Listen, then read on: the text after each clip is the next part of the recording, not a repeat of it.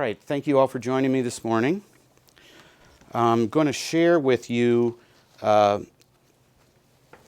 very powerful study that was just released by the Transportation Economics and Management Systems, Inc., which is an economic consulting firm talking about the enormous economic benefits of the Purple Line.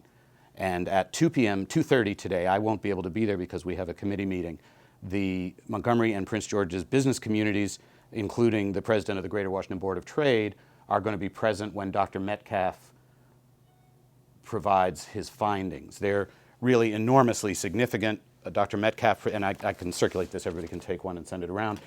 Dr. Metcalf projects that per year, permanently, household income is expected to increase by $1.8 billion as a result of the Purple Line. Employment is projected to increase by more than 23,000 jobs per year. Property value is projected to increase by more than $10 million. 27,183 jobs per year, or 815,490 person years of work over 30 years as a result of the Purple Line. $2.2 billion per year, or $43 billion over 30 years in increased income, increased property values of $12.8 billion, and a federal income tax benefit of $5.6 billion over the life of the project, and a state and local income tax benefit of $3 billion over the life of the project. Along with council members Berliner and Hucker, I met with Secretary Pete Ron, the Maryland Secretary of Transportation, a week ago Friday, and we had an excellent meeting with the Secretary, and he's very positive about the project, and it's my understanding that Secretary Ron is going to be briefing Governor Hogan this week. So a decision on the Purple Line is imminent, and it could not be clearer from this study and from everything that we know and understand that this is the smartest investment we can make, that if we want to send this signal that Maryland is open for business, the best way to do it is to proceed with the Purple Line. This morning I was at the Blair's redevelopment announcement, where the value of that project will increase enormously as a result of adjacency to the Purple Line. If we want to revitalize Long Branch, Tacoma Langley, Riverdale, all of the communities along the route, for some of these communities, the only catalyst that's going to make a difference is the Purple Line. So this study by Dr. Metcalf makes that abundantly clear, and Dr. Metcalf will be available to speak to the press this afternoon at 2:30 in Silver Spring. I hope there will be an audience for him. I hope the press will be there. He's got a very, very important story to tell, and we need to communicate this message primarily to the governor, because he's got a big decision to make, and we hope he makes the right decision. So this week the County Council will continue its work in committees. We're going through every line in the County Executive's proposed budget. I think the County Executive did a good job in balancing the resources that we have against his priorities, but now the County Council has some priorities that are must-do, and we're going to have to find a way to accommodate those. I want to congratulate Chairman Nancy Navarro and the Government Operations Committee for recommending $2 million in funding for the Public Election Campaign Fund. Montgomery County is going to be among the leading communities in the nation in taking special interest money out of our elections for executive and council. We want the 2018 election to be a successful laboratory of democracy, but we can only do that if we fund the Public Election Campaign Fund, and we need to make a substantial down payment this year. It's not going to be easy to fit that in the budget, but I believe the entire County Council is committed to that, and the action last week by the Government Operations Committee was highly significant. There are other must-do items that we're going to try to accommodate. Resources are tight. I'm committed to keeping the swimming pool at Piney Branch Elementary School open. I'm committed to adding resources to the Commission on Common Ownership Communities to implement the legislation the County Council passed to train members of HOA, Homeowners Association boards. All of these things will require money over and above what the County Executive recommended. So that's our challenge over the next several weeks, is to make sure that the Council's priorities are reflected in the budget that we ultimately pass in the third week of May. Again, we're all working well together. We've been extremely productive. We've passed a lot of good legislation prior to our work on the budget, and now we heard from about 180 witnesses last week. Hearing from the public is extremely important to us. It is how we develop our priorities, is by hearing from the people we work for, the million residents of Montgomery County. They're our bosses. And so we got excellent testimony last week, and I know that all council members are trying to reflect the will of our constituents and pass a budget that reflects those priorities. So I'll yield for any questions that any of you may have. I'm always glad to see you here on Mondays. Do you have concerns about the court case regarding the rights of way on the Purple Line? Some of the property owners had fences that interfered with that. Do you see that as an obstacle? I think that the first court decision in favor of Mr. Batt was mistaken. I'm optimistic that it will be overturned on appeal.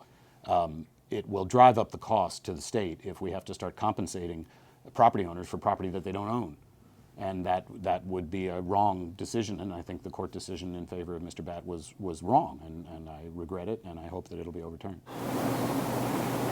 Does the study speak at all to, I know it talks about property values rising, but there was some concern in Langley Park and other areas that people would be priced out of their homes? Sure. So that's not what this study deals with. But I've been active with the Purple Line Compact Coalition, and that entity, which is headed up by Garrett Knapp, who is the executive director of the Institute for Smart Growth at the University of Maryland, has developed a document with a lot of involvement from Montgomery and Prince George's counties. And if we have a Purple Line, then that work will continue. That work has been put in abeyance, listening to communities with concerns about potential gentrification, potential housing displacement. Those are very real issues. I'm optimistic that they can be dealt with, both Montgomery and Prince George's counties, and at least under the last administration, the state of Maryland was very eager to address those issues. Montgomery County is already out in front in preserving affordable housing. A lot of the discussion around affordable housing is really about Prince George's County trying to put programs in place like what Montgomery County has. We have a housing initiative fund. We have a 12.5% MPDU set aside when new housing is constructed. So Prince George's County is really just beginning that dialogue. But we're aware of the issues of gentrification and potential displacement. I believe that the overwhelming economic benefits of the Purple Line will free up revenues that will make it possible to preserve and protect affordable housing and be attentive to small businesses along the route. And the Purple Line Compact document will address that, but that's on pause right now. There's no point in continuing that discussion until the governor makes up his mind as to whether there will be a Purple Line. And who, I guess, commissioned the study? Was it independent or was it working with the counties or? I believe Montgomery County is paying for it. I'm not certain about that. The two counties are paying for it, yeah. How much was it? Was it 50,000? Yeah, I would encourage you to maybe show up at 2:30. Yeah, Yeah, Dr. Metcalf will be there, and people who can answer more questions about the study. I need to keep remembering to repeat your questions, because when people watch this on video, I'm mic'd and you're not. So I'll try to do that now. Any other questions? Can I shift topics Yes. here? Police body cameras, I know the Public Safety Committee has talked with Chief Major. Right. And he's laid out some of the challenges. When do you turn them on? Right. How do you store all that data? To your knowledge, are they further along in figuring out how that could be worked around or worked with? I'm optimistic that the pilot program on body cameras will get underway in fiscal 2016, and for the details on that, you should speak either to Chief Major or Chairman Mark Elridge. And any updates on the Silver Spring Transit Center? Yes, the Silver Spring Transit Center is expected to open in the month of June. To open? Excuse me, in the month of June, thank you for the correction. In the month of June, the county expects to turn the Silver Spring Transit Center over to Metro. Okay. Thank you. And again, overall performance on that, if people around the governor, and I'm not saying they are, but if they express concerns about, look, transit projects can get messy, they can get complicated, is it fair to say, gosh, look at what happened with the transit center, we could be up against some problems with the Purple Line? I'm very concerned about that. I think the Silver Spring Transit Center is probably the worst public works debacle that I've seen in my life, and so in Maryland anyway.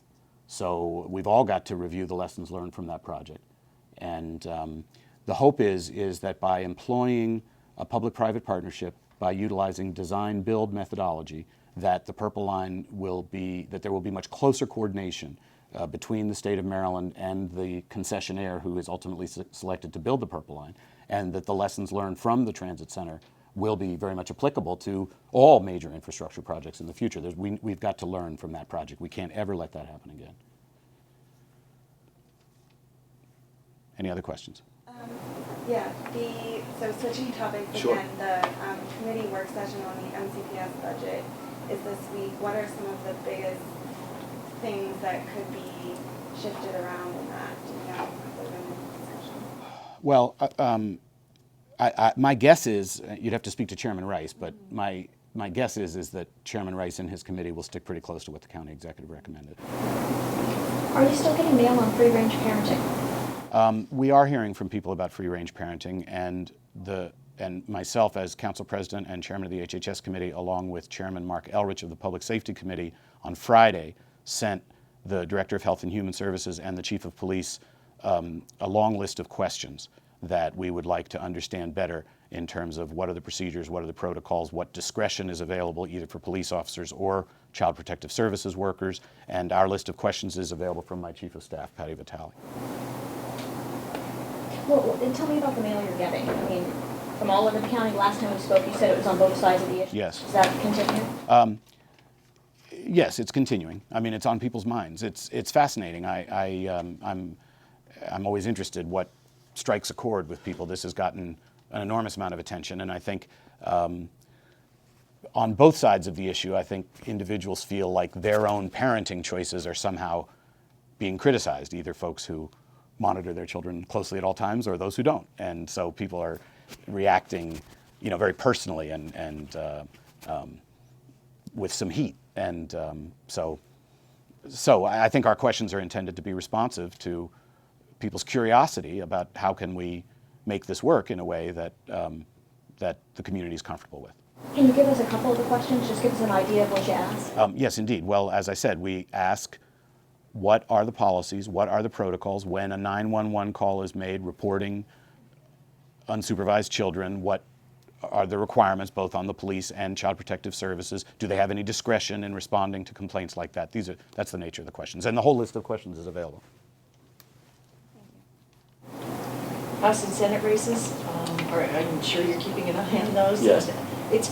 Some people go, gosh, it's almost like musical chairs. How do you tell the players without a program kind of thing? What do you think of the changing of the guard here? I'm very proud of Senator Mikulski's career.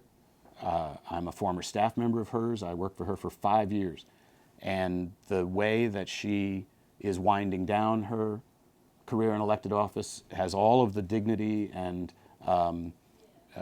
I think inspirational qualities that marked her career. I'm very happy that she made this decision. I think it's healthy for the Democratic Party to have the opportunity for very talented people to compete.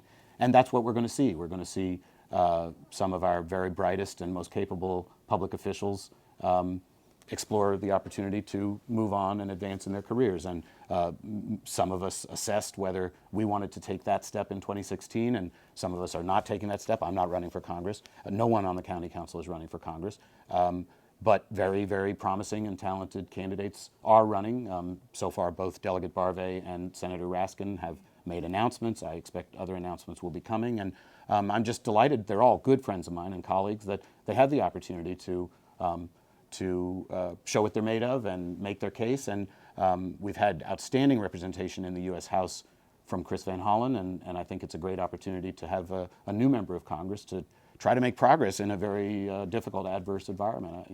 The serving in Congress is very, very challenging, but we need a forceful and effective advocate for our values and what we believe in. And so it's going to be a vigorous contest. I hope it'll be respectful and professional among all parties. We're all friends and good Democrats, and I hope we'll keep it based on the issues.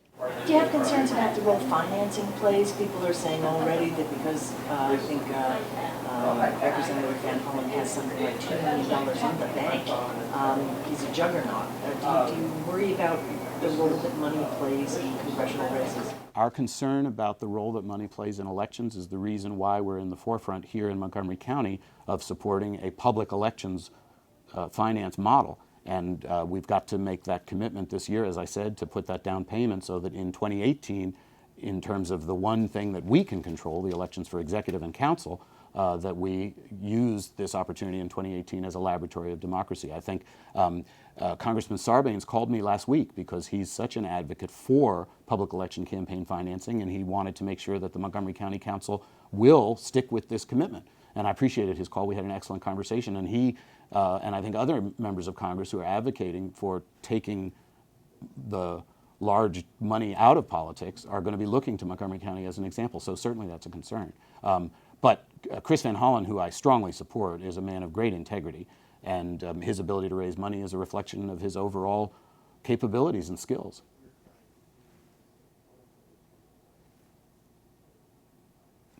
Okay? All right, very nice to see everyone. Thank you for being here. I appreciate it.